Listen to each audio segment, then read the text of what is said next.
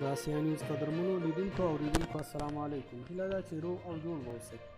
د ملګرو ملتونو شپږ اویایمه کلنۍ غونډه په نیویارک کې ترسره شوه. دغه غونډه چې اساسي بحث یې د افغانستان د نړۍ اقلیمي وضعیت او د کرونا وبا وه.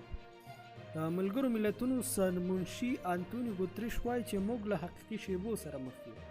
اوس د رښتینولۍ وخت دی او داسې یو وخت چې باید اعتماد وکړو. د امریکا ولسمشر جو بایډن هم په دې غونډه کې د افغانستان په اړه څرګندونې وکړې. هغه وویل موږ په افغانستان کې شلکنۍ جګړې ته د پای ټکی کېښود. د بېرحمې جګړې دوره مو پای ته ورسوله. موږ د ډیپلوماسۍ دوره پیلوو. قطر امیر شیخ تمیم بن حمد الثاني وویل موږ په دې ځای کې په دې حساس شرایطو کې له افغانستانه د نړیوالې ټولنې د ملاتړ پر دوام اهمیت ټینګار کوو.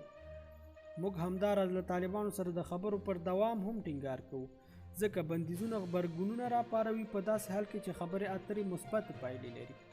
کې ولسمشر رجب طیب اردوغان هم څرګندونې کړې. هغه هم نړیواله ټولنه دې ته رابللي تر څو له افغانستان سره نږدې پاتې شي. د بل لوري د بهرنیو چارو وزارت سهیل شاهین په ملګرو ملتونو کې د افغانستان د دایمي استازي په توګه معرفي کړی دی.